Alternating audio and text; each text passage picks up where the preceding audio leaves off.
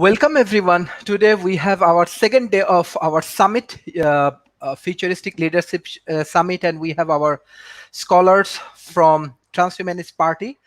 We have our honorable chairman, Mr. Kennedy, as well as Professor Edward, Mr. David Wood, and Mr. Brent Elman. So yesterday we finished one of our parts, and there are 20 different speakers from different countries.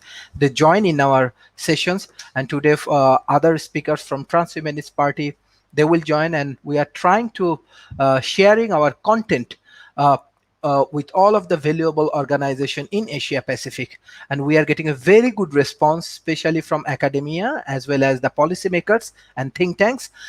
They're observing our shows, and they are collaborating with World Talent Economy Forums. And I want to give a special thanks to Transhumanist Party, how they support World Talent Economy Forum from the beginning of the day. Like, this is our first year in online. So thank you for all of your support, especially Honorable Chairman. I want to give you thanks. So I want to start today's sessions. First, I think Mr. Brent Elman, he can give his presentations. So Mr. Brent Elman. Sure. Thank you, Sharif. And yeah, thanks to the World Talent Economy Forum. It's always a pleasure. Today, we are, of course, discussing futurism to a degree. Definitely a topic close to my heart.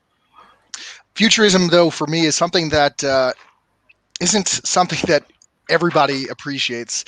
You know, for instance, some of my friends are terrified of these prospects of the future.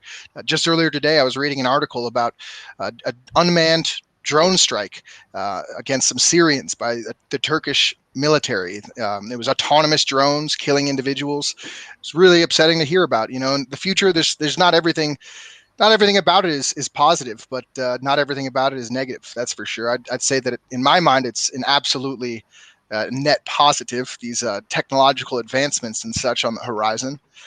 But, you know, there's a lot to consider. But, you know, when it comes to this topic in my mind, you know, what really irks me is that I see these types of breakthroughs of technology and things, and it doesn't catch on. You keep seeing these same news stories, these same technological devices appearing, and it just doesn't catch on. And I think that the community of futurists have really kind of pigeonholed themselves, it seems, in a way. We've had futurists for decades, all kind of talking about similar ideas and topics, but they really isolate themselves because of their unique and peculiar perspectives. You know, change is difficult. Inherently, change is uncomfortable, but it doesn't have to be that way. Now, if I would assume that many of the folks that are listening today are probably interested in futurism and interested in seeing technological advancements continue to occur at an increasingly fast pace. And I think that it's something to consider, is the fact that we need to get the masses on board with these types of things. We can't just simply be in our own little corner and expect to change the world without, you know, sharing these ideas and topics in a way that's palatable to others. You know, I think that things like marketing, you know, just basic business structures, you know, if some of these scientists that were working on some of these developmental concepts and things of that nature had the marketing behind them, maybe we wouldn't see these technologies just continue to reverberate on the, you know, on the media and things like that without actually taking hold of, you know, our day to day.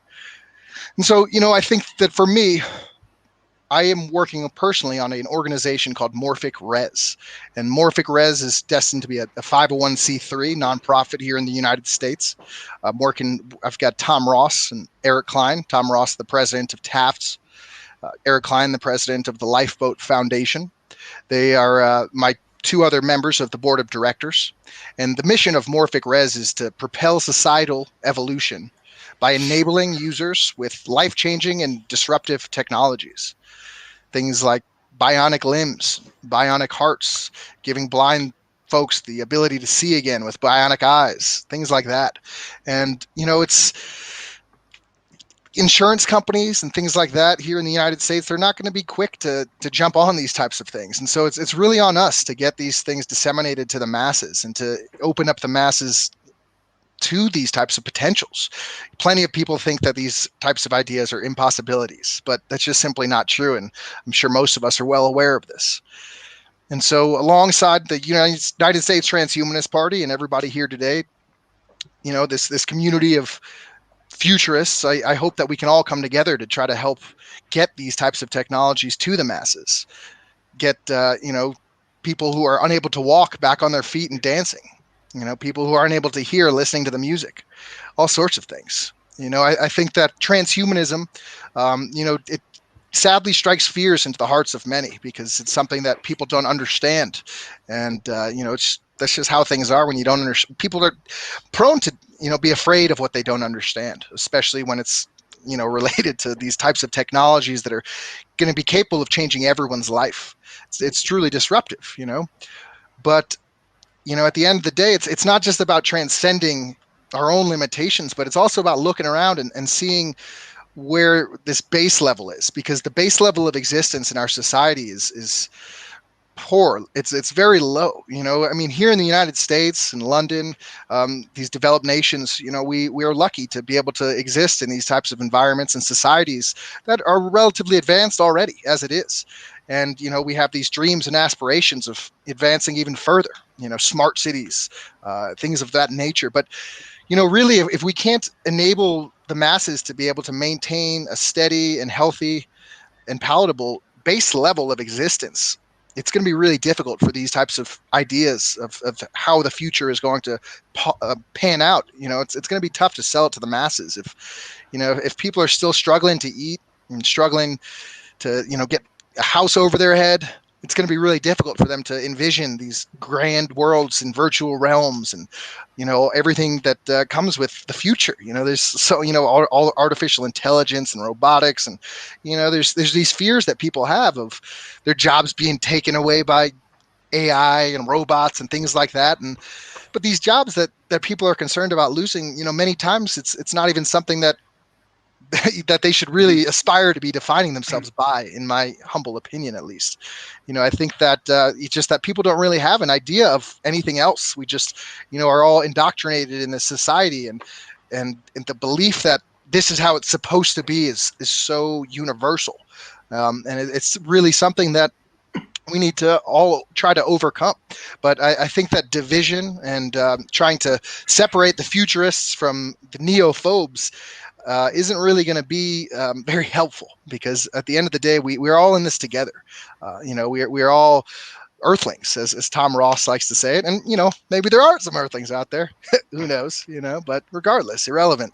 The earthlings are what we need to consider, really, because the amount of starvation and violence that exists in our world, it's really sad to see. And so, the future, I think we should really be trying to root out some of this. And I know David Wood, for instance, he's got plenty of ideas on this topic and how to reduce suffering universally. And it's great to see people like this, people like all of us here who have these dreams and hopes for the future. But, if the masses don't get on board with these ideas, then it's going to be really hard to disseminate all of this. And so I think that it's on us to change the world. It's on every one of us and everyone we come in contact with. And so I think that that's majorly important to consider. And, I think that, yes, we're futurists, but we are just another, person on this planet spinning in space. So at the end of the day, again, it's really incredible to be here with the World Talent Economy Forum, transcending these cultural boundaries and these countries and states, and we're just all here together, and it's really wonderful. Really appreciate everything you've done, Sharif. About a year now of these shows, it's been really incredible. I've been on many of them, and it's really been a pleasure. And just want to give my gratitude and appreciation to you, Gennady, Edward, David. And I hope we can all be here together in 200 years discussing 200 years from then. Okay, thank you, Mr. Brentelman, for your very good presentations. If you have any questions to Mr. Brentelman regarding his presentations, anybody can ask. Professor Edward, do you have any questions? I agree with everything that Brent says. Okay. Okay. Okay. There's a book here somewhere that I think Brent has a picture in. Do you remember that book, Brent? Yeah, I've got a copy. It's in my. There it is. There it is. Yeah. And seriously, I would. And Janati, you have a chapter in there. Wow, how about that, David? We don't have a chapter, but next time we do it, we're going to get a chapter from David here. But seriously, for your audience, this we the the organization that some of us are with, the Transdisciplinary Agora for Future Discussions, produced this book, and I think there's a lot in here that would really be interesting to the Asian Pacific audience. And so I recommend it. You can get it on Amazon and download it if you need to. Mhm. Thank you. Mr. Brentelman, I have one specific questions to you because now not only Asia Pacific, everywhere people has lot of challenges, economical challenges and major things. And when we focus on education, because academia is the way to help many young communities and the local communities, uh, even some countries, 70% student dropout for two reasons. Number one, economical issues. Because of economical factors, uh, I don't know this kind of cultural issue you face from USA or not, but I know from the developing nations, many youth communities, they have to drop out from their education system. Many girls, they have to go for marriage, even it's underage marriage, before 18, because their family cannot economically support them and they cannot complete their education. That's why they go for marriage. And second things, even many boys, they have to go for farming and many other things, and they have to drop out from education system. And second things, yes, technology is very cheap if we compare even Asia Pacific and USA economy. But for some people, it's really expensive. Still, it's expensive. If you focus on developing nation, country like India, Nepal, Bangladesh, even Indonesia, some point, even Vietnam, I want to say. So that's why they cannot afford this kind of educational things. And uh, uh, 50%, minimum 50%, and some point 70% student actually drop out. So 70% student, and I can share one of the I do not want to say interesting, it's actually painful informations, because last 14 months, some countries, they cannot open their schools. 14 months, last 14 months, even government do not cannot take decisions that they will open their school, college or university. That's why students come to the road. It's a millions and million people, it's not 1 2 thousand peoples. They come to the road and they say, we do not have options.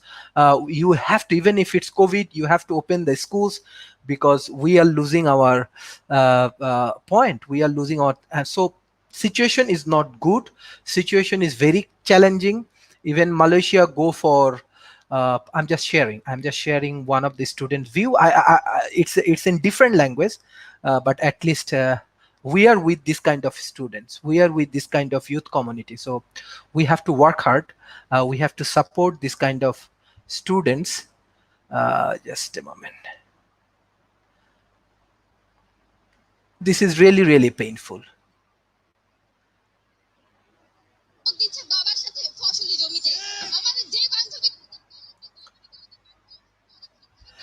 So there is a millions of million students actually, they are losing, dropout. Ultimately, they are dropout. Even some area, 70% student dropout. So it's a big problem around the world, especially education sector. So I don't know. I'm just introducing this problem, that how we can work together, how we can help this kind of youth communities in developing nations, how we can support them. I don't know, it's a big issue, it's big financial issues, it's a big technological issues, but there is a millions of million students suffering right now. Especially, I think that for COVID, youth community from developing nations, uh, they are actually uh, losing their position. So they are actually in the road and they are requesting everyone that they want to there is no choice. Even they die, they want to open their school, college and universities. They do not have time, because if they cannot come to school, college, because she is a girl, so maybe many of the family, they do not have money, they have to take the other strategies, and I don't know how to explain. But now millions of students come to the roads for protecting their future. So that is the pathetic things. And World Talent Economy Forum, when we start 1 year before, I have same experience from developing nations. And that's why I can understand that education is ultimately the key for this solution. So if we want to think about future leader, I think we have to think about this kind of youth community. You can see thousand and thousand students come to the road. They do not have alternative. This is the real scenario. I just sharing with you the different part of the world. Maybe it's not happening in USA, but it's happening in developing nations, because they have placard and everything that they said we don't have options. Well, Sorry. Yeah. I'll talk a Yes, little bit yes. about that, but I just want to say that you're absolutely right that, and I'm going to talk about this in my presentation, is that ultimately education is where it all starts. And if you don't have education, all of the talk we've had about technology and the wonders of technology, it's not going to make a difference. And maybe I'll make a few suggestions, but this is a long-term discussion, and Yes. I really appreciate that Yeah. you're emphasizing. absolutely. I think that technology can Yeah, that's absolutely help mitigate this problem as well. I know that I believe Elon Musk invested pretty heavily in the Khan Academy in the last year and a half. The Khan Academy is a accredited K through 12 school. Similar, there's another university, University of the People. Similar, these are online schools that are fully accredited. So you can go to the University of the People and you can actually get a diploma, a college degree. And but again, these people don't have access to the internet. They don't have computers. What's great about these types of programs, though, is that if you need to be working in the farm, or need to be working to make ends meet, whatever it might be, these types of programs, I believe that you can probably do these types of things in your own, at your own pace and things like that. And so I do think, like for instance, Morphic Res, one of the first programs that we're going to be doing is trying to help get computers, laptops, things like that to folks. Some of the people in TAFs have been discussing, some of these people in Africa, in developing nations, because once they have these types of devices, there's these types of Starlink is coming up on the horizon and things like that. And so, I mean, as these types of accessibilities continue to increase, it really might be able to help that stuff. I'm a huge proponent of delegation, delegating these types of activities and things like that. And so I think that, working with these types of programs, these accredited universities and schools and things like that, in tandem with other programs, for instance, TAFs has been working, Osi Nakachi has been working on developing some educational programs in Africa. And we've been talking about some of the other folks down out in Nigeria by him. I've got another friend, Kelly Idahen, and he's got a school out there as well, Learn Hub. And so, collaborative efforts, and these delegations, this capitalistic model isn't necessarily the best way to go about certain things, like education, for instance. There's benefits to it, but, I think that working together and collaborating is going to be really helpful. And I think that, these types of technologies, though, like, for instance, Uplift, the mediated artificial superintelligence, we were discussing just the other day in the virtual salon with Janati, and I think Edward was there, of course, yeah. And we were discussing the concept of, when Uplift is ready to have uplings that individual users from around the world and such can access this type of intelligence, to be able to tap into some kind of interactive artificial super intelligent program that can get to know you better and get to understand what you want to learn and how you want to learn, because there's different styles of learning. There are some people that like to read and some people that like to hear, the kinesthetic learners. That's what I am. I'd like to do things hands-on. You can tell me 10 times how to do something, but I can just try to do it and figure it out by hand. And that's how I learn, and everybody's different, and I think that these types of technologies are going to be able to help break us away from these cookie cutter systems that we're stuck in right now that are allowing so many millions of people to fall through the cracks.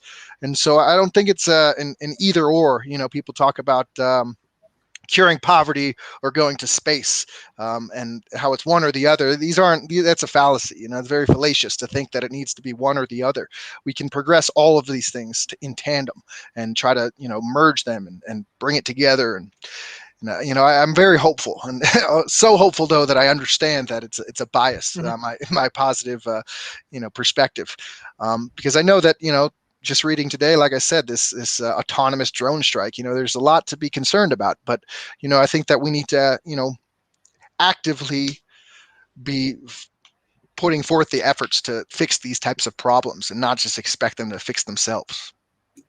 Yes. Thank you. And I would like to add briefly, observing the scenes of the students you showed, Sharif, it struck me how passionate they were, how willing they were to stand out in the streets and demonstrate for the opportunity to receive an education. It suggests that they are passionate about learning, and they are passionate about taking action toward change. And you're correct, Sharif. These are the kinds of leaders we need. And the thought occurred to me, what if these could be the future activists for transhumanism, for life extension, for advances in science and technology and medical care? What if they could bring that passion to those areas? And I would suggest that they could, with the proper information, with the proper resources, with the proper technology. If they found out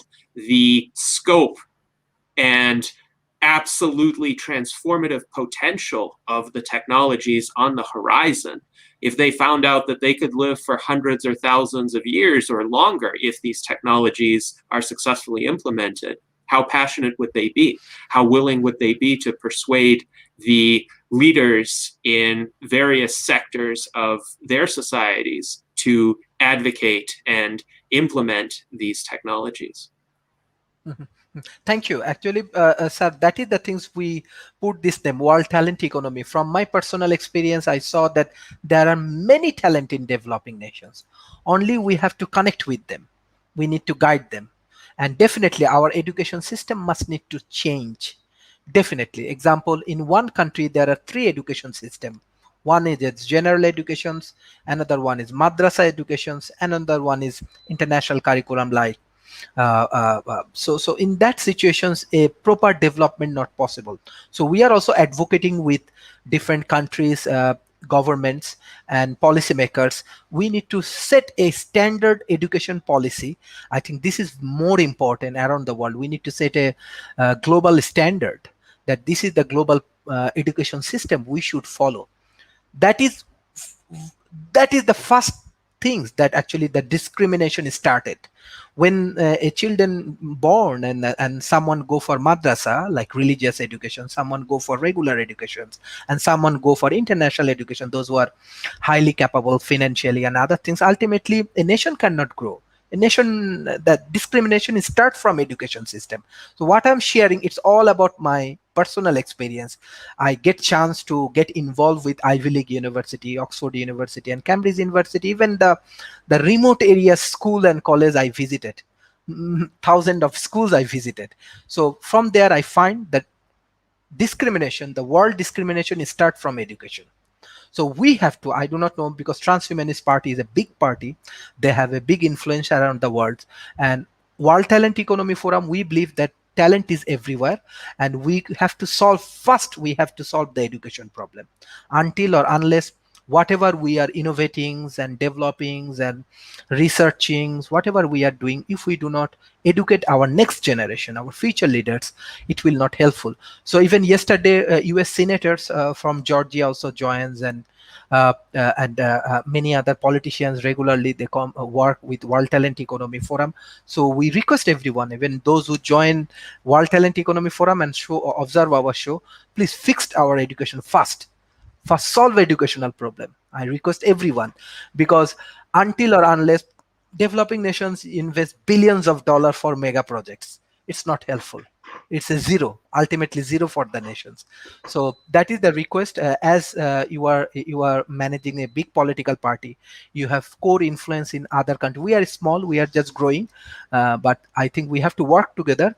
first solving the education problem. So thank you, Honorable Chairman, for all of your support. So now I request Professor Edward. Yes.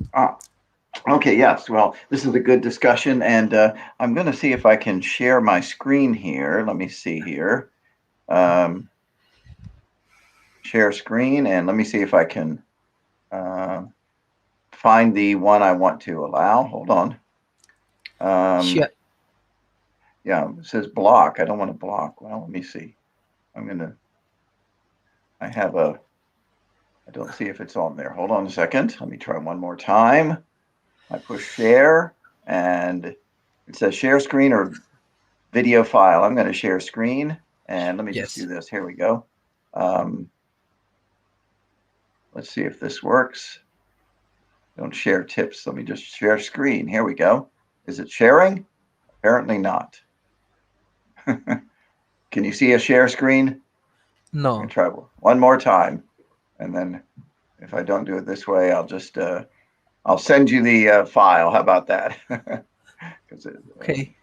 Okay, let me try one more time here. Share screen, and your browser has blocked the screen. Why? Okay, for some reason my browser is blocking the screen. I don't know why. Okay, well, anyway, I'll just go ahead and give you my presentation, and if anyone's interested in the slideshow, I can send it to them as well. Anyway, so what I wanted to talk about, I'm talking about this from a perspective of lessons for leaders, since this is the World Talent Economic Forum, and I assume that a lot of the people listening want to be leaders. And I'm the founder of the Human Achievement Alliance. I'm also in the Transhumanist Party and work with these other gentlemen. But my organization, there we go, Human Achievement Alliance. Our premise is, let me give you first of all the premises of the organization. The organization's premises, which I know that the other gentlemen share, is that exponential technologies and information communication, biotech, nanotech, artificial intelligence, robotics are poised to unleash an age of prosperity and long, healthy, even transhuman lives. That change is coming fast, and this change from this technology is going to drive the future economy, social organizations, and culture. We all know, anyone listening to this show is familiar with this. I'd like to throw out a few fun facts. For example, the smartphone of today, if you went back to the 1970s or early 80s and tried to accumulate all of the services and technology and so forth, one estimate is it would cost about $100 million. So any of your listeners who have a smartphone, you're literally a millionaire. You have $100 million worth of value, which is pretty interesting. Just a month ago or so, it was announced that the CRISPR-Cas9 genetic editing tool is now being used and experimented to turn on and off how genetic material, how genes manifest themselves or express themselves.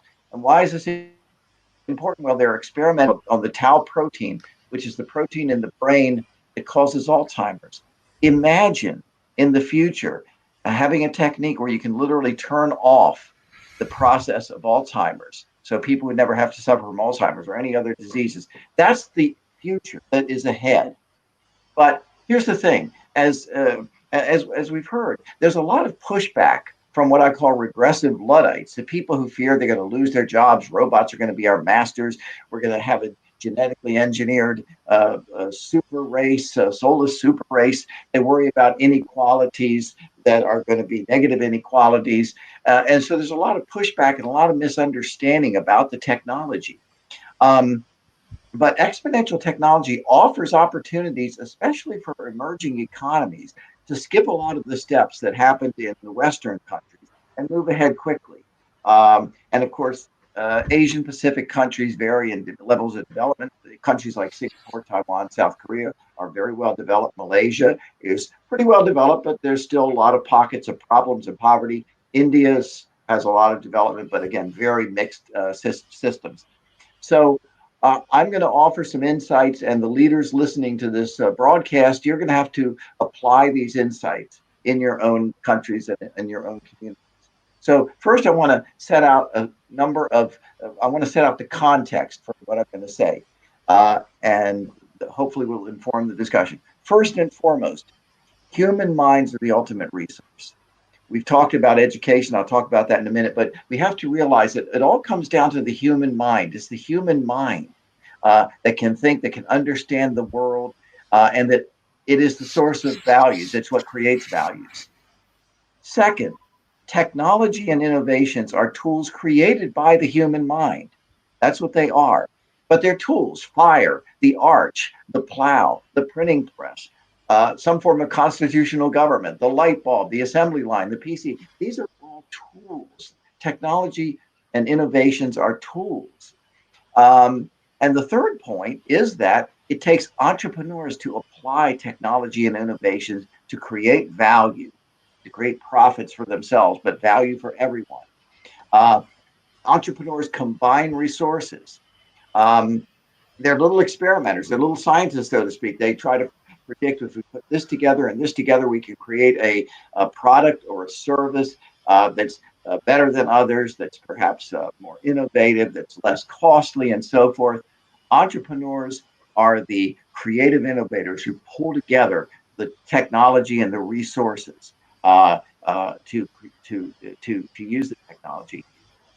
Fourth point, and we've already discussed this, so I get to discuss this more: education and training are absolutely crucial. And not the 19th century assembly line approach. That assembly line approach, putting a kid in school at 9 o'clock, everyone studies math; at 10 o'clock, everyone studies history; at 11 o'clock, something else. That was good for 200 years to help create a literate population, which was absolutely essential for economic development. But we know that individuals learn differently. I've got twins, and I can tell you that both of my daughters learn in very different ways. I have to help teach them in very different ways. Technology allows us the opportunity to individualize teaching. This is an important insight. Apprenticeships and so-called education partnerships with business is another very important and innovative way that's done in Switzerland. It's starting to catch on in the United States. That is, don't keep education over here and then there's business and the economy over there. They have to be integrated and combined in some way, because it's businesses and entrepreneurs that are going to say, hey, I need a person who can do this, that, or the other.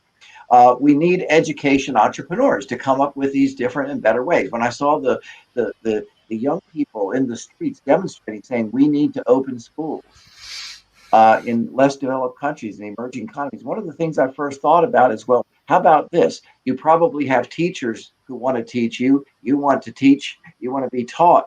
Just go into a schoolroom or a thing and just do it. Ignore the government, ignore whoever's saying, use your mask to do all the social distancing and so forth, but just do it. But you need education entrepreneurs, and we need a kind of education that can robot proof ourselves. We need training in specific skills, but we need to be flexible enough because the economy is going to change very quick. That's part of the context. The fifth part of the context is liberty to innovate.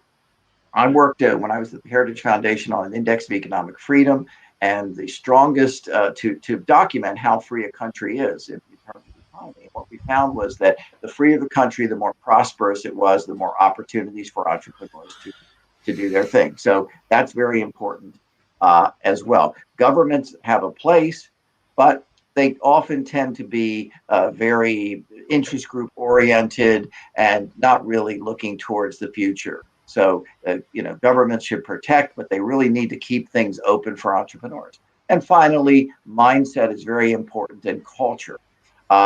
These are crucial, so that you've got to understand that if a country and individuals have a certain mindset, understanding what's potential for the future, then you're going to have an incentive to achieve. So I have a few lessons here I want to give to the leaders. This is the third part of my discussion. First of all, keep your vision and your focus. Don't give it up. It's that vision and focus that allows entrepreneurs to innovate. It was Steve Jobs figuring out that, hey, I can produce a personal computer with Wozniak, and I can make it, of value to people. He had that vision. Keep focus on your customers, your clients, your audience. Your audience can be students, by the way. It doesn't have to be a for-profit. It can be a nonprofit. and keep an eye on your customers. Keep an eye that you understand that you're trying to serve certain people. Customers, you're trying to serve with goods and services, clients, and of course, especially an audience. If you're talking about education, the client, the audience is the students. You have to keep an eye on what is going to work best for them, be innovative in that sense. The third thing is you're going to be doing these kinds of things with associates. You're not going to be doing it alone, and you might do something alone in the laboratory, you're writing a book, but you're going to be working with other people. And it's important to challenge your associates, especially if you're a boss or you're an entrepreneur starting a new business. You want them to see the challenge and really be inspired to do it. I like to give the example of Intel, which of course is a computer chip pioneer, and they had three executives who each served very important functions. Gordon Moore was the tech genius. Robert Noyce was kind of the visionary, and there's a guy named Andy Groves. Andy Groves was a refugee from Hungary. He managed to get away from the Nazis and the communists. So he was kind of a hard as nails. I want results. I want to challenge the workers, but he did it in a nice way. And it was that combination of challenging your associates that was important. Fourth thing, keep open to ideas from your associates from everywhere. Keep an open mind. You never know where you're going to find the best ideas. Number 5, empower your associates. Give them the opportunity to achieve and to take joy in their achievements. That mindset really is important, because as I read a lot of the pessimism coming from a lot of Americans, it's like, well, guys, you just have to look at our history to understand, but you have to also understand that if you inspire your associates and give them the opportunity to achieve, that's going to work out very well. The final points I'm going to make here is be flexible. If you're a business, if you're an entrepreneur, understand that things are going to change very quickly. And so you have to be flexible with your business, just like Apple was. Apple, when Steve Jobs returned to Apple, it was almost bankrupt. He created an iPod. Then he decided to compete with himself by creating an iPhone, which would include essentially the functions of an iPod. And then do these other sorts of things. The best way to predict the future is to create it. Number 7, change the culture. In emerging economies, your leaders are going to work basically on their own projects, and that's very important. But you have to instill in the culture the optimism, the purpose, the joy in achievement. Get rid of the envy of envying people who are achievers. That's very important, because if you have a good culture like that, then you're going to produce more of the people like you saw out in the streets who are saying, we demand education. We want to be educated. We want our brains to be the best. That's the kind of culture you need to create. Final 2 things, always work on improving yourself. And there's quite a few very good books on how to think as an entrepreneur. And the final thing I'll mention is what I'm doing in this United States and with my group is creating a Human Achievement Day on October 21st. That is to celebrate achievement, to raise people's consciousness about what is possible. So those are my points, and I hope they're useful for your listeners. Go out, achieve, be optimistic. You can change the world. We've done it in the United States. We've done it in other countries. I see it being done in Malaysia and all over the Asian Pacific area. Get out there and do it. Thank you. Thank you. Thank you. Thank you, Professor Edward. Thank you. Thank you for your very strategic and motivational speech. Thank you. Now I request Mr. Kennedy on behalf of Transhumanist Party, and definitely we have a big hope on Transhumanist Party, especially youth community like to join from Asia Pacific to Transhumanist Party. Yes, thank you very much, Sharif, and it's an honor to participate in this summit on futurist leadership. Now, let me see if I can share my screen, because I do have some slides that I prepared. And let's see here. Yes. Excellent. So I have been thinking about how transhumanism can point the way forward in this decade of the 2020s as we emerge from a global crisis that is still very much ongoing.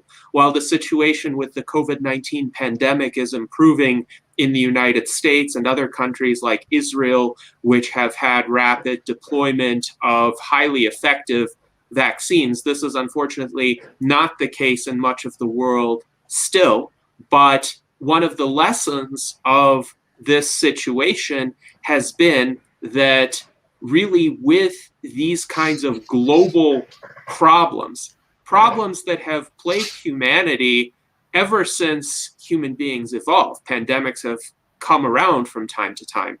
Technology really is the only sustainable force that can extricate us from these problems and spare us their ravages going forward. But I also observed that the crisis of 2020 and 2021 is not just limited to the tragic damage inflicted by the novel coronavirus, which has claimed now over 3.4 million lives. It didn't have to claim that many lives had human beings not responded in deeply suboptimal ways. And I'm not just talking about individual responses. Predominantly, I place the blame on human institutions and processes and ways of thinking, which really did not marshal our resources together in time to prevent this pandemic, and instead led to societies that have become fractured and divisive and focused on infighting and factional gain instead of uniting against the common enemy of the novel coronavirus. And I would attribute these kinds of tendencies to the flaws of evolved human nature. And this is where transhumanism offers a way out, a possibility of reforming and transcending that evolved human nature while keeping all of the good aspects of humanity and achieving a better transhuman existence. So I was thinking about the benefits that we were able to realize as necessary adaptations to the COVID-19 pandemic. And many people embraced these approaches because they felt like they had no other way. And even institutions which have been and continue to be sluggish sometimes were dragged along into the future. Some people have said that several years of progress occurred essentially overnight just because these methods were useful in continuing some semblance of day-to-day life and productivity and survival during these pandemic times. But mRNA vaccines, which have really been the saviors of people's lives and of economies where the vaccines were widely deployed, can be used not just to adapt to the COVID-19 variants that are going to continue to arise, but also for many other purposes to prevent and eradicate various diseases that have been with humans for a long time. Indeed, a lot of the research on these mRNA vaccines has been focused on how to train the immune system to detect and destroy cancer cells. If cancer can be cured during this decade or at most during the next 15 years, I think that is going to be a revolutionary benefit to humankind.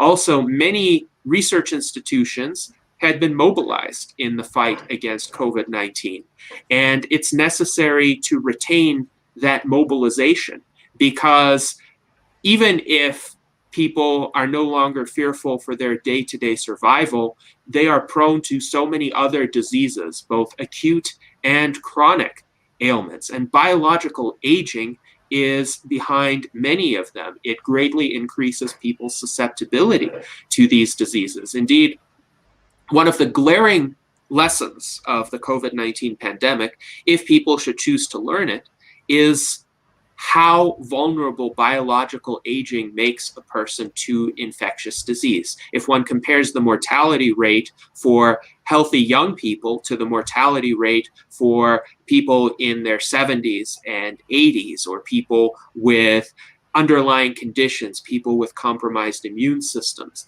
One sees orders of magnitude of difference. So had biological aging been reversed, then the COVID-19 pandemic would not have really been a pandemic. A few people might have gotten concerning infections or long-term symptoms, but mortality would have been extremely low, lower than the mortality for a lot of the annually recurring infectious diseases. So what should that tell the broader population? It should tell the broader population that we need to transform this from a defensive fight against the novel coronavirus and take the war to the enemy. And the true enemy is the systemic decay that our body undergoes over time that leads us to be so susceptible to infection. Remote work and remote meetings in areas with developed internet access, widespread access to computers and mobile devices, it saved the productivity of many professions that don't require direct physical contact. But it did more than that. It enabled people to form a lot more connections and communicate across geographical barriers. This symposium is an example of this kind of communication. I don't think we would have been able to have such a successful event even if the technology had been available in prior years, because many people were still reluctant to use it. But this pandemic, in large part because many people had no other choice, highlighted the advantages of this kind of remote communication. Many people realize travel is not required to have conversations and build connections. I will tell your listeners in the developing world a secret, perhaps an open secret, about how business was done in some of the, let's say, more developed countries, though I question the level of development of people who thought that purchasing $1,000 plane tickets to travel across the country was a requirement for every business negotiation or for every meeting, who thought that the only way to get something done was to meet with someone in person, no matter how much it cost. Imagine how that inflated the expenses of many businesses. And many of those trips were for pure vanity. It was probably because somebody wanted to travel to an expensive resort and play golf there. Destinations like Hawaii were popular for these kinds of trips. And I, as a professional, would have always preferred them to be in budget hotels. Closer would be better. And to essentially get to the point of the business that was meant to be performed. Well, with remote meetings, I could meet with professionals all over the country, all over the world, very easily, get to the substance of the matter, solve many more problems than it was possible previously. Let's preserve that benefit. Organizational flexibility is another benefit. Many organizations were quite reluctant to let their employees work from home. And that changed during the pandemic, again, because a lot of organizations had no other choice. To enable business continuity, they had to allow people to work from home. But it showed to be remarkably successful. There was no detrimental effect to productivity. And indeed, people demonstrated even a greater ability to focus, a greater ability to achieve, and to collaborate using a variety of tools, most of them free. So this kind of relaxation of rigid processes for processes' sake. Sometimes organizations, not just governments, but private organizations, have a lot of internal bureaucracy, steps that need to be followed, not because they necessarily contribute to a better outcome, but that's just how things are done, or certain leaders within the organization want to have the feeling of control over every little decision. There had been a lot of micromanagement in many countries, organizations prior to the pandemic.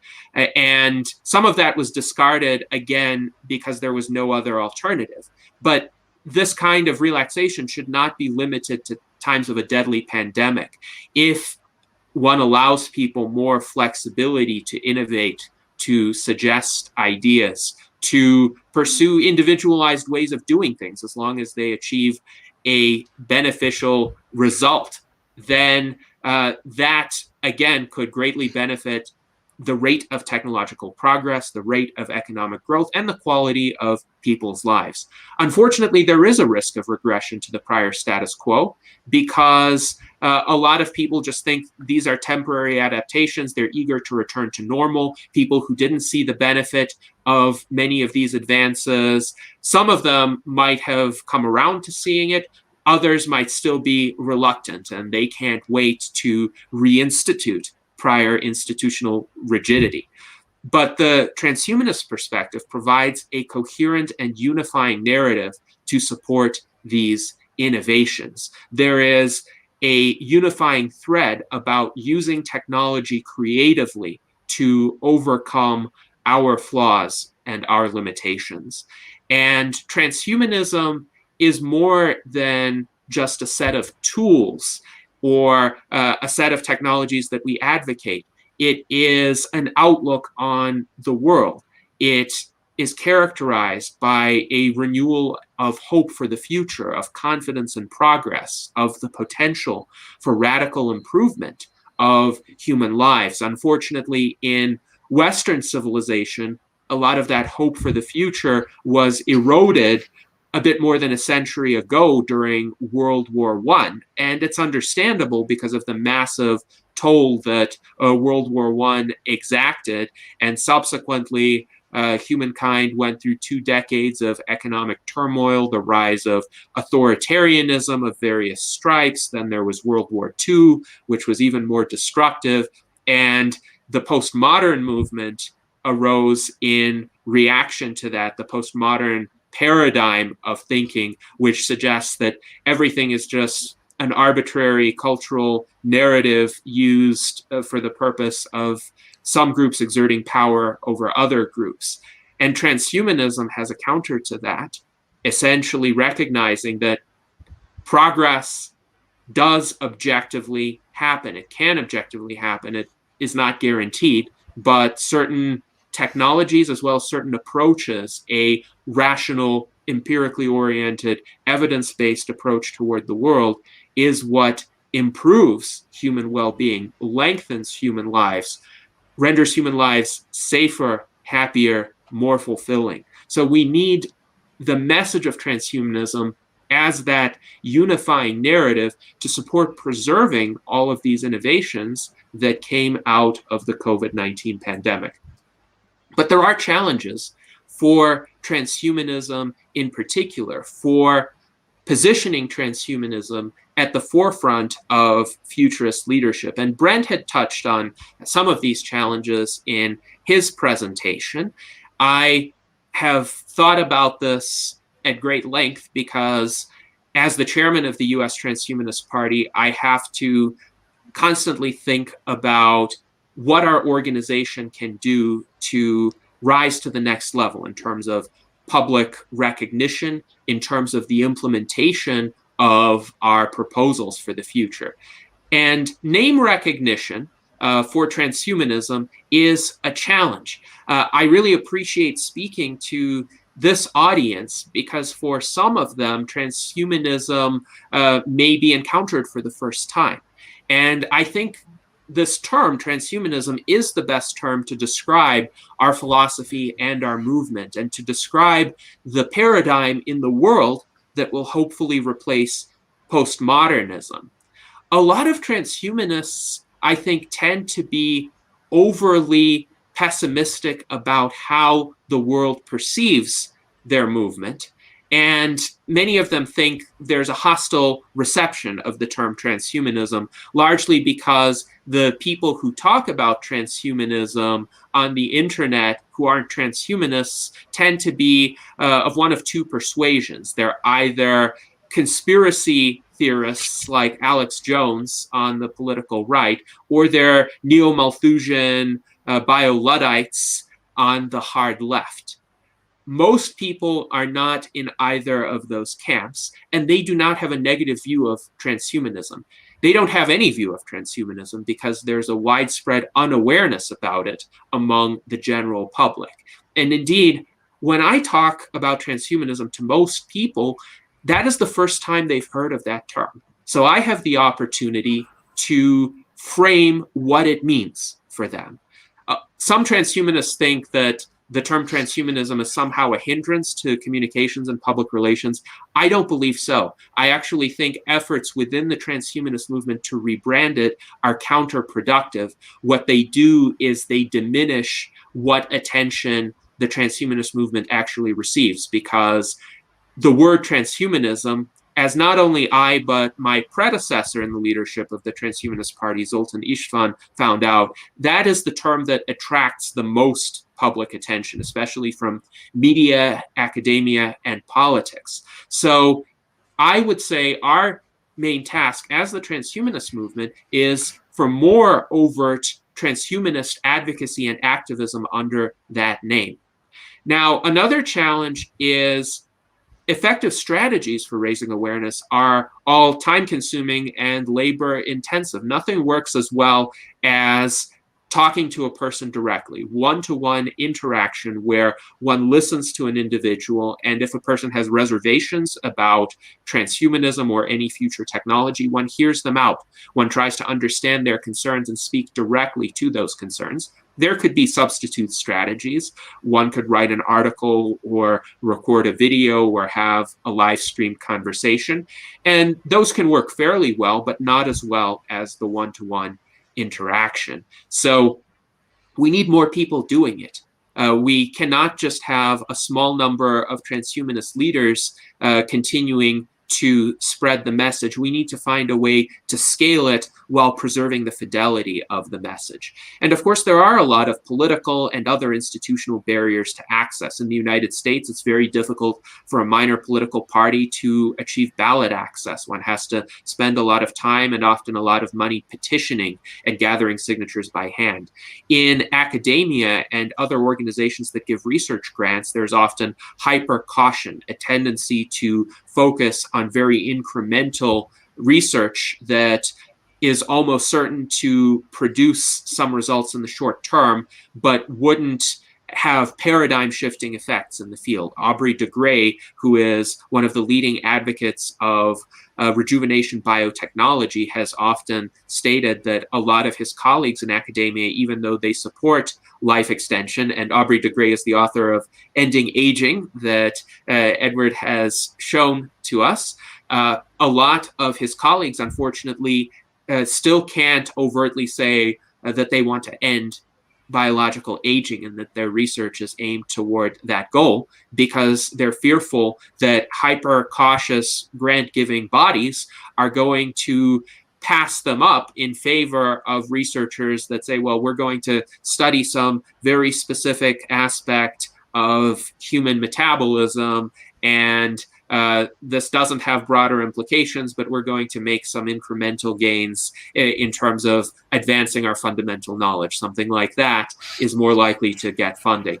There's a lot of unfair media treatment of transhumanism right now because major media outlets focus on sensationalism. They focus on getting clicks and getting views. So they tend to ignore respectable transhumanists who patiently pursue long-term projects, and they tend to focus on people who engage in publicity stunts, or they tend to give in to the conspiracy theorist narratives of transhumanism and intentionally misrepresent it in order to foment scandal, which then draws clicks and views. So we need to be successful in areas that cannot be ignored or institutionally suppressed.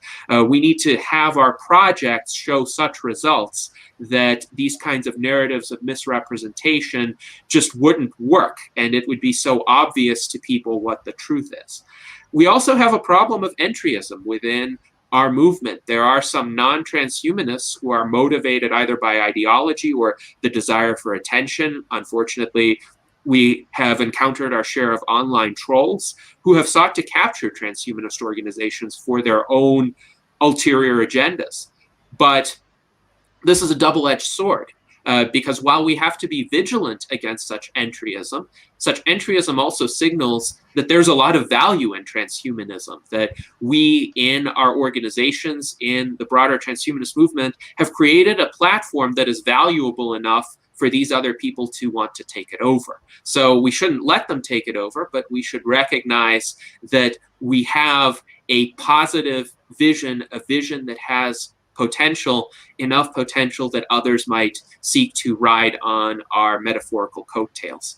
And we also need to be prepared for an inflection point in public attitudes toward longevity escape velocity. Aubrey de Grey, whom I have mentioned, stated in a prior US Transhumanist Party Virtual Enlightenment Salon that this dramatic shift in public attitudes may be 3 to 5 years away. This is not how soon we will actually have longevity escape velocity, most likely, but there may be enough advances toward that goal that many people will realize that they are no longer necessarily bound to historical life expectancies. So they will start to expect more research projects and more progress in those projects. They will start to expect organizations, academia, businesses, governments to support those projects.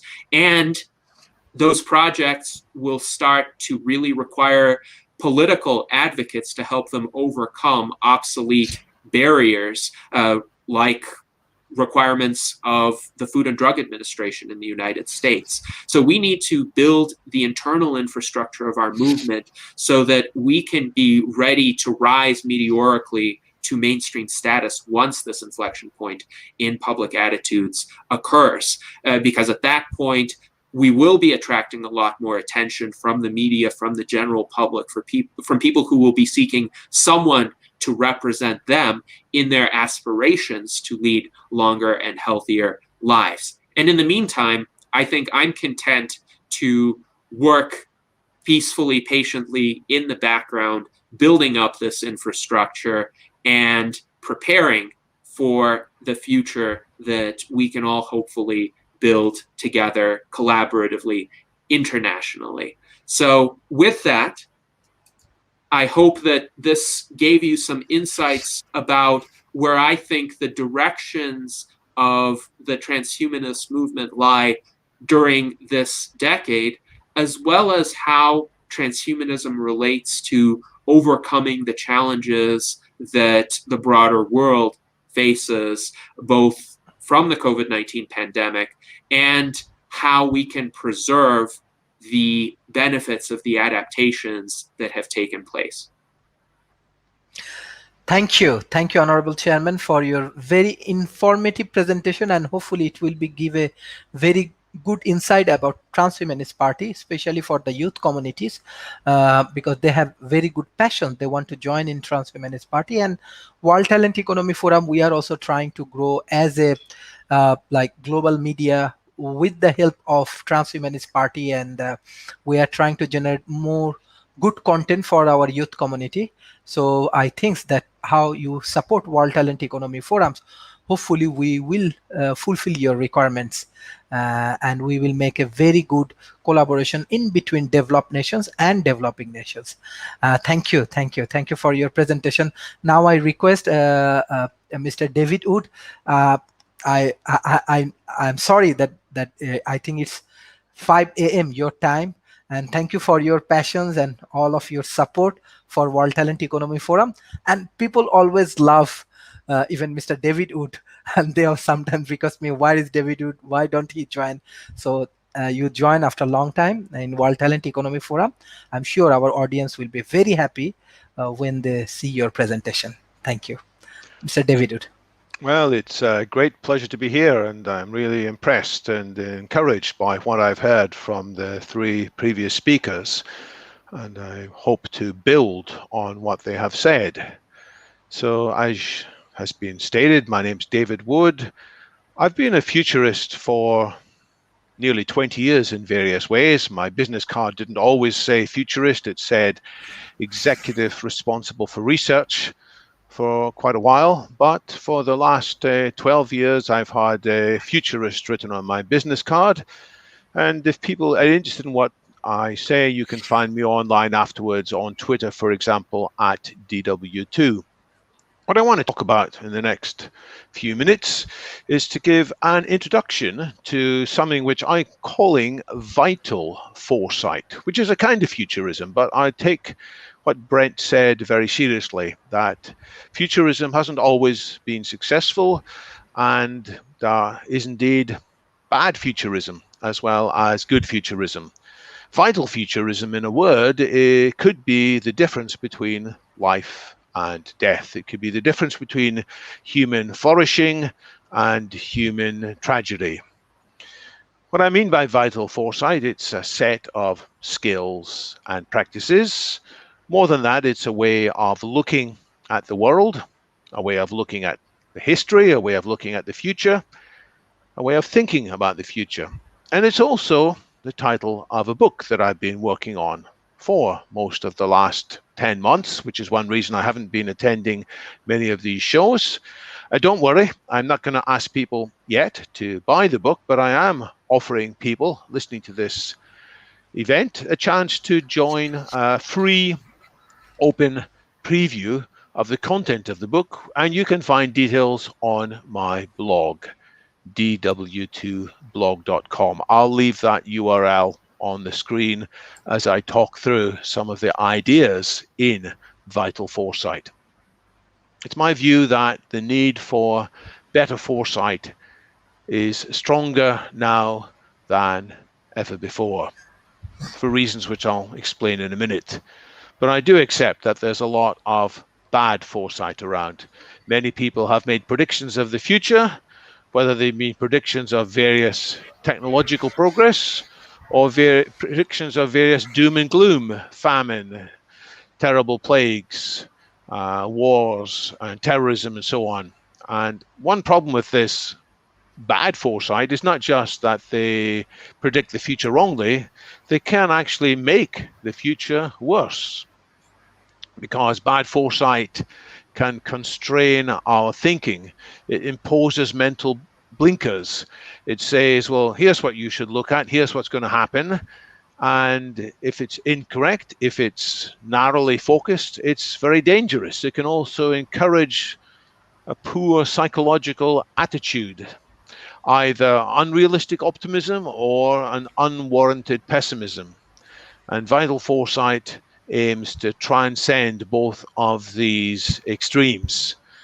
And the other problem with bad foresight, and there are many examples of my book, I look at cases when people have forecast the future wrongly and caused problems by forecasting the future wrongly, and I try to dig into the reasons why their forecasts were misleading or unhelpful.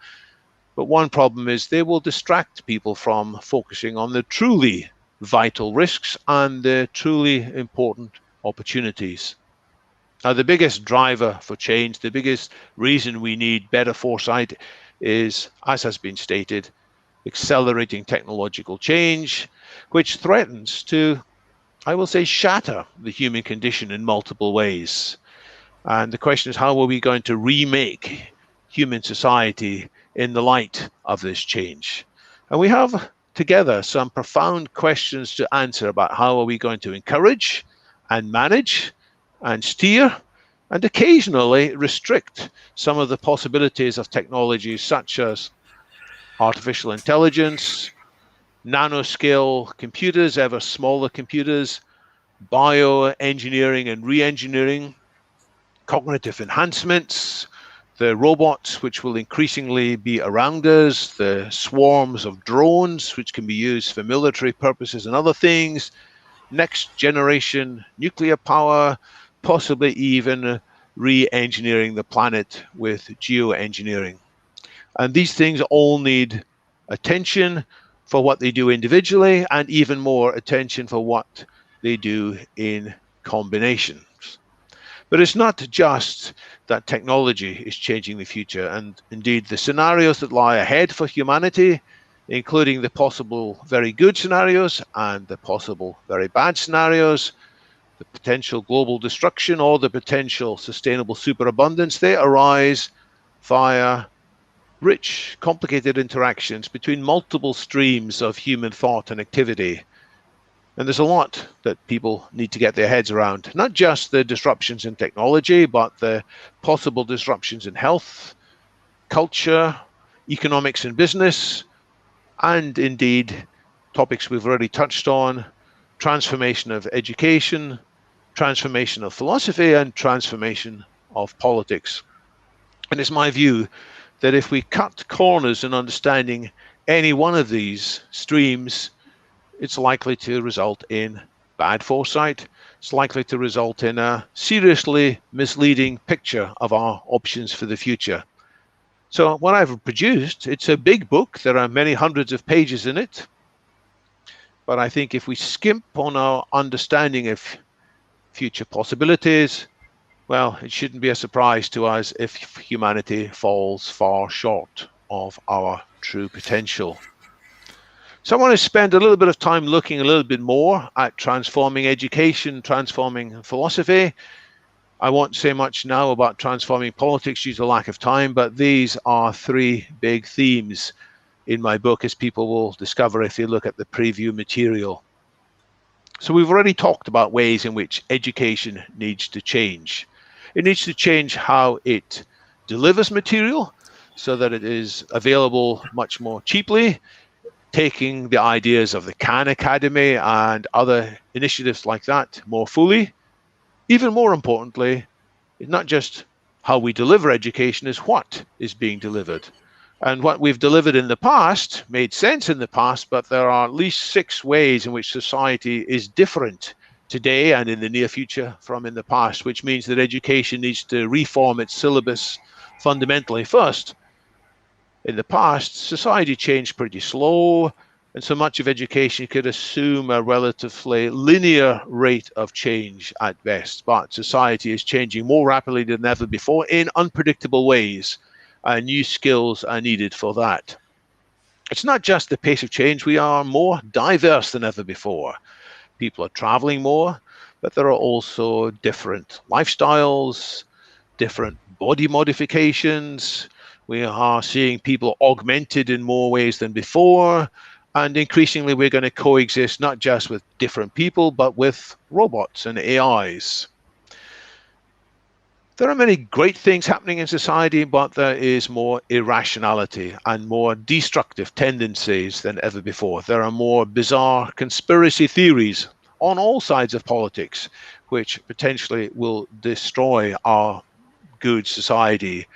This increases the importance not just of knowing facts, but having the skills in critical and creative thinking. And society, too, has lost much of its confidence in traditional moral principles and traditional moral guidance. And that's good and bad. It's good that we are freer than before to see new possibilities, but we badly need key moral guidance that's fit for the 2020s and beyond, and which takes proper account of the fact that we humans will soon have godlike powers. Society is also changing from a state in which scarcity was the dominant factor to one in which abundance will be the dominant factor. Much of how we organize society is oriented around scarcity, and increasingly it's going to be oriented around how to cope with abundance. But the transition between the two is particularly difficult, and that's what education now needs to focus on. And looking ahead further, but it's already a significant trend, society will no longer be characterized by people learning a career to go out and work and earn a living, but we are increasingly envisioning a state of post-work. And education, which by the way needs to be for all ages, needs to take that into account. So in my book, I list 22 areas of what I believe is the core syllabus for the 2020s and beyond. First, it's not just learning, it's learning how to learn, learning how to unlearn, learning how to relearn. Then there's how we communicate with each other. And Brent made some very good points too, that it's not just what we know, it's how we communicate to multiple different audiences. And that skill is even more important than before. Then there's a whole bunch of skills about managing uncertainty, because although there is change, it's also uncertain change. And how we manage that, well, there's a whole bunch of skills called agile, which grew up in the world of software engineering, but we need to apply much more widely. And it's not just about passing on received wisdom, the role of imagination, the role of creativity and exploration is even more important now. Then there's how do we take advantage of technology to augment our intelligence in various ways? This is no longer just a novelty, this is increasingly important. And the other way in which we augment our intelligence isn't with just collaborating with technology, it's collaborating better with each other. And the role of collaborative intelligence is particularly important in a world that's increasingly confusing, increasingly complex. No one individual can have a hope of coping with that by him or herself. Emotional intelligence is more important now than ever before because of the state of pace of change, because of the uncertainties and the emotional factors involved. And there has to be lots of focus on how do we improve our emotional intelligence, and indeed how do we keep ourselves healthy, taking advantage of technologies. And then there are practical skills in actually the world of foresight, and how do we devise and evaluate and steer scenarios, not just from a theoretical point of view, but how do we actually get involved in each in our own way, leading change initiatives. And there's a whole bunch of research into why initiatives in change often fail. About 3/4 of major change initiatives fail in what they've tried to accomplish. Why is that? And how do we avoid it? That's got to move to the center of education. I already mentioned technologies as the biggest source of change. I don't think this is covered enough. Not enough people understand about NBIC convergence. Not enough people understand about what's actually happened in the past industrial revolutions and what may happen in future industrial revolutions. That's got to receive more attention. And of course, economics, business, entrepreneurship is not any longer just a nice to have, it's central to our lives. Then we have to look at models for governing, regulating some of the possible usage of innovation and technology. I'm not a fan of just saying there's no regulation, but I'm not a fan either of heavyweight regulation. We need to figure out the agile and light way to do this. More generally, people need to understand more how to make democracy work rather than see the failures of democracy. Sadly, in too many countries in the world, democracy is failing. It's producing bad results rather than good results. And how do we change that on the national and indeed international levels? More generally, the strengths and weaknesses of politics and economics, just as markets can fail, and we need to learn in the syllabus items on economics how to avoid market failures. Also, politics and geopolitics can fail, and we have to learn how to avoid it. We still need to learn some aspects of numeracy, but we need to put more focus on understanding exponentials, probabilities, and statistics more than before, because these are critical to being successful in today's world.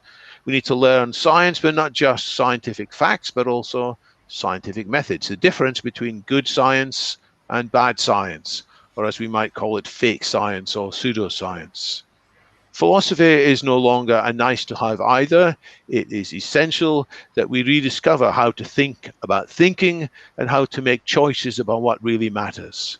And this involves questions about culture, about diversity, encouraging more of diversity without destructive kinds of diversity. It understands more about the environment on Earth and the wider cosmos. And perhaps the two most important things I've left to last, the landmines. In my book, list 11 landmines which could cause the world to go badly wrong in the next couple of decades. But it also highlights the solutions, drawing upon these previous themes, taking wise advantage of technology and philosophy and culture. And then looking beyond the challenges of the next 20 years, there's the question of ultimate futures, which includes the technological singularity and other singularities. So you'll read all about that in my book. Let me briefly conclude with some thoughts about philosophy. Well, the philosophy I believe is vital for making sense of all these possibilities is transhumanism. I'm very happy to use that word. I've looked at alternatives and I agree with Junadi that it is a word that we should use and promote. So we've already discussed the core views of transhumanism.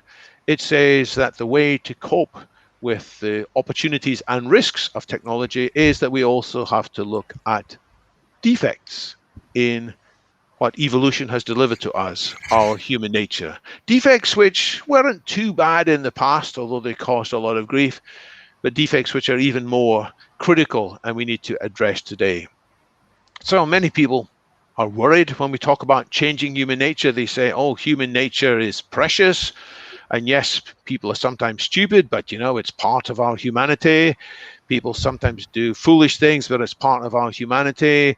They say that we should not think or dream of tampering with human nature. Some people say that our human nature was created divinely, or that it was created by very complex evolutionary processes that we humans can't imagine doing better.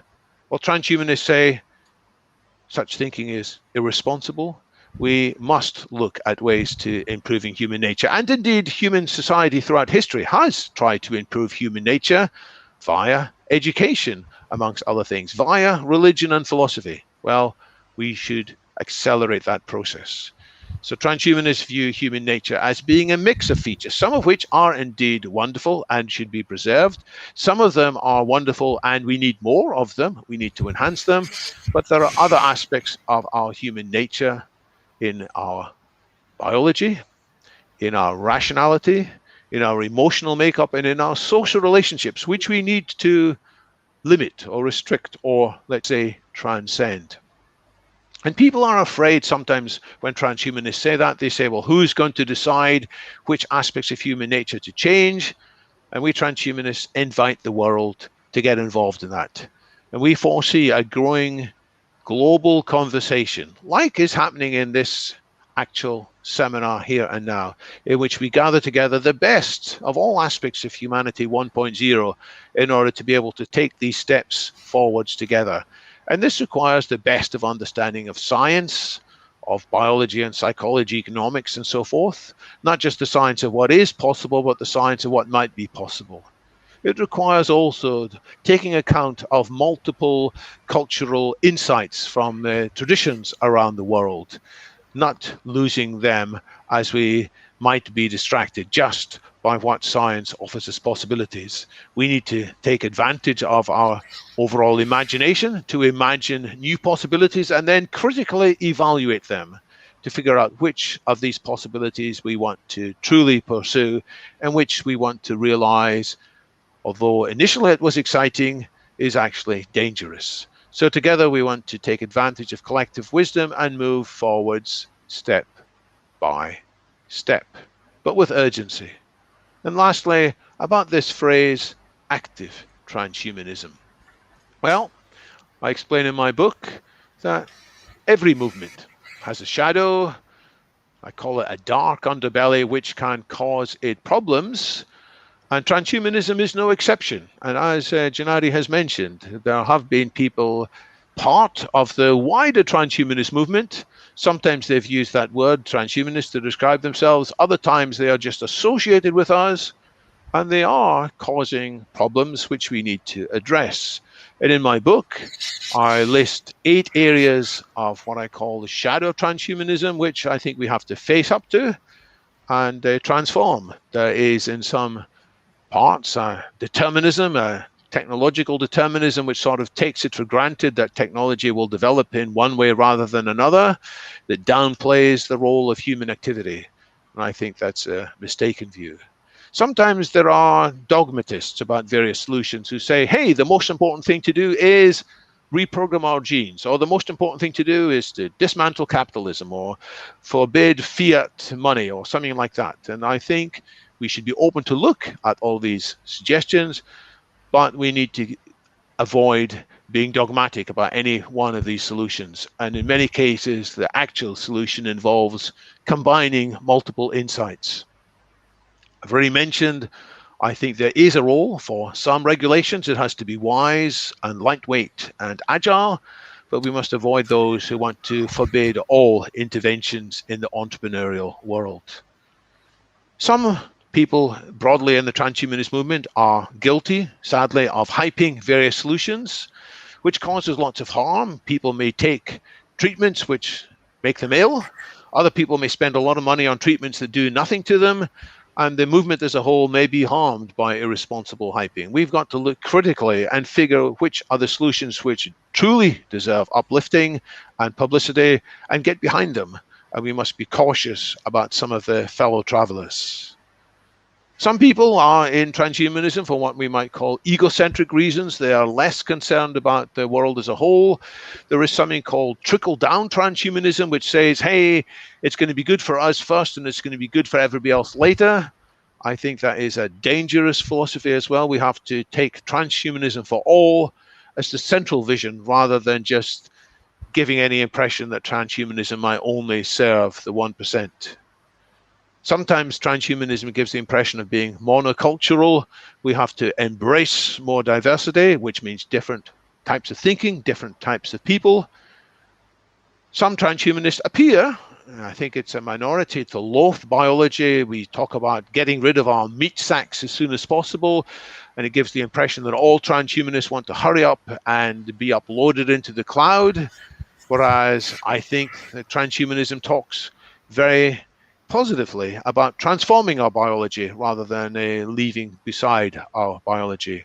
And the last area of concerns is that some transhumanists don't pay seriously enough to the risks that are present in the same technologies that we see are full of potential. If I look back before the First World War, if I look back to the years 1910 to 1914, there were many wise thinkers who pointed to the progress that was happening in society. Many profound thinkers who came up with arguments why the world would never see major war again. I list some of these analyses in my book. Sadly, now we look at these people and say, oh, well, they were naive, weren't they? Why couldn't they foresee all the forces that were leading the world into a terrible series of wars in the years ahead? Well, I'm afraid that some people in the broad transhumanist community sometimes seem to be similarly blasé or naive about the risks ahead. I think that the future is more than likely than not going to be wonderful, but it's only going to be truly wonderful if we can honestly face up to the risks in our technologies as well. So as I've said, I cover all of this in much greater length in quite a large book. It's the most important book I've ever written, and I want to encourage people to help me to make it better. All the text is available online via links on dw2blog.com. And if you look at that, you should find the ways in which you can comment and make the book better in the course of the next few weeks before I make this book available to everybody by publishing it. Thank you very much. Thank you, Mr. David Wood, for your very good presentation, and thank you, everyone. I know, like it's a midnight for someone, even Mr. David Wood. I think it's 5:30 a.m. for you. So I do not want to move like forward. So thank you, everyone, for joining today's sessions, and I request all of our audience share our content as much as possible. And World Talent Economy Forum, we do want to more focus on educational things, because we need to support more youth community. So the Transhumanist parties, they are always support our initiative. In the future, hopefully they will provide a lot of their support, because they have many scientists and many researchers and many academicians, writers, and which is really, really important for developing nations. I always request the researchers and innovators, those who innovate new technology and new medical science and new things, you should collaborate a lot more with the developing nation. They have the youth, they have the populations. The more you engage with the developing nations, maybe it will be more effective. So thank you, everyone, for joining today's sessions. And beside that, World Talent Economy Forum, we are moving with our fundraising options, because we have to move more professionally with our team. We have our teams. I want to give special thanks to Mohammad Shohel Rana, Hosne Ara Firdaus, Humaira Tanzila, that they are our core team. They are always supporting us, and especially I want to give thanks to our speakers, those who always support and give us a lot of advice and guideline.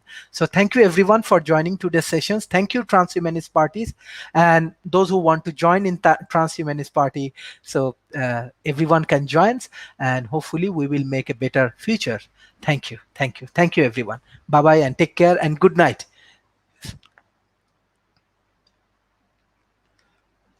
Good night, everyone.